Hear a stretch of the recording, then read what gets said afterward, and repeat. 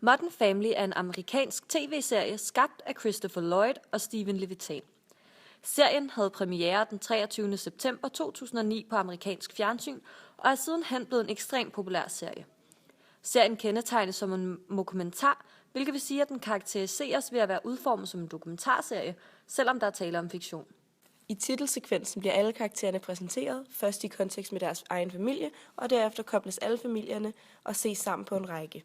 Serien kan siges at være egnet til et særligt publikum, der gerne vil slappe af foran fjernsynet, og man kan derved også sige, at serien er meget lidt tilskuerkrævende. Temaet i dokumentaren og sitcom Modern Family er hverdagslivet i den amerikanske familie, hvilket også skildres i plottet gennem diversiteten i karaktererne. Titelsekvensen giver os en forventning om, at vi bliver introduceret til karaktererne i afsnittet, hvilket vi også gør. Hele familien skal til middag hos Cameron og Mitchell, og inden da følger vi dem igennem resten af dagen i deres gøremål. I løbet af første afsnit præsenteres de forskellige karakterer. Man ser dem i deres trygge rammer. Man ser dem tale om sig selv, deres fortid og deres forhold. Vi bliver i løbet af første afsnit også præsenteret for hvert familiemedlem. Et eksempel kunne være fremstilling af Manny, som vi ser som en meget overromantisk fyr, da han meget gerne vil give blomster til en ældre pige. Words, and now my words into action. Hey, I'll give you $50 not to do this. I'm 11 years old. What am I going to do with money? What are you gonna do with a 16-year-old? All that hair glue of his from here.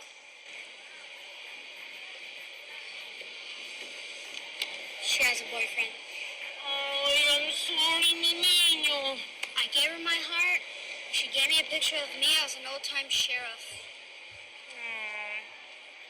That was pretty stupid of me, wasn't it? Vi ser også Luke, som bliver fremstillet som den dumme lillebror. Det ser man i første afsnit, hvor Phil, Lukes far, der ihærdigt prøver at få Lukes hoved ud af trappen, da han sidder fast. Vi møder også Cameron, som bliver fremstillet som en meget stereotyp bøsse, der er meget femset og følsom over for sin nyadopterede datter. I had Andre do it while we were gone. Is that us with wings?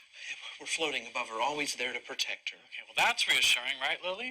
Yes, we tore you away from everything you know, but don't worry, things are normal here. Your fathers are floating fairies. No, can you call Andre? Have him paint something a little less gay? Til sidst i afsnittet, da alle kommer hjem til Mitchell og Cameron, som har en kæmpe overraskelse, ser vi først Jay med en meget gammeldags og traditionel indstilling til homoseksualitet og adoption. Bad idea. Well, kids need a mother. I mean, if you two guys are bored, get a dog. Okay, we're not bored, Dad. I support you, Mitchell, even though you're not my son. Efter han ser barnet, kommer hans følsomhed og kærlighed til hans barn og barnebarn dog alligevel frem, og her ser man, at han også er et blodsødent menneske inderst inde. I mean, it's not like I wrote the book on fatherhood. Been trying all my life to get it right. I'm still screwing up. Right, Manny? I wrote a song about it in the car. Of course you did. Anyway, I'm happy for you. Denne situation fører videre til den tilbagevendende monolog, der er i alle afsnit. I dette tilfælde er det Jay, der læser Mannys brev op, som han har skrevet til Brenda Feldman. Worlds, yet we somehow fit together. Love is what binds us, through fair or stormy weather. I stand before you now with only one agenda. Serien er en episodisk serie, som varer op til 30 minutter. Her skal alle afsnit have en afsluttende historie, og serien skal fungere som enkelte afsnit uafhængigt af hinanden, med faste karakterer og et fast miljø. Der gøres i titelsekvensen brug af meget reallys, hvilket er meget oplagt i denne genre, da det gør, at helhedsindtrykket bliver mere realistisk og virkelighedstro. Der er dog blevet gjort brug af underlægningsmusik, hvilket er en fiktionskode, der kolliderer med de ellers mere faktaprægede virkemidler. Underlægningsmusikken er her med til at sætte en stemning for tv-serien, og eftersom den er meget munter og frisk, bliver der sat en forventning for os seere om, at serien også er det. Yes. When you say no like that, it's always yes. Come on, we're in the mall. Let's get you like some younger clothes. There's a store there that I need know. any younger clothes. I titelsekvensen gøres der ikke brug af klipning, men der bruges zoom hver gang, der skal skabes en ny indstilling. Ikke nok med, at zoomet bringer en bevægelse ind i en ellers stille titelsekvens, så understøtter den også den dokumentaragtige tilgang, da den bringer os denne hjemmevideofornemmelse. I første afsnit ser vi derudover en stor brug af kontinuitetsklipning, der giver et meget realistisk flow, da vi føler, at vi følger samtalerne og handlingen.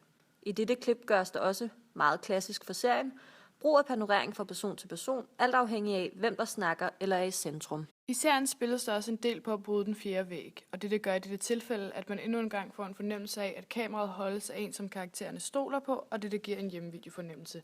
Her bruges det som et satirisk virkemiddel, der hjælper seeren med at forstå hensigten med scenen. I det klip vises det også, hvordan der drages paralleller til introen, og kameraet virker næsten helt håndholdt. Gennem forholdene i serien kan man også argumentere for, at serien er samfundskritisk, da der arbejdes med tabubelagte emner, såsom homoseksualitet, og det at gifte sig med folk, der er i en anden aldersgruppe end en selv. So, what are we talking about? Serien startede ud som værende vis på et broadcast-netværk, men senere hen er det blevet tilgængeligt på premium cable, hvor brugere skal betale et vist beløb for at se serien. Dog vises det stadig i fjernsynet, men hvis man selv vil vælge hvilke afsnit og hvornår man vil se det, skal man altså betale. Lumi goose and stop being so hard on Manny. The only reason I'm hard on Manny is just because I don't want to see him make a fool of himself.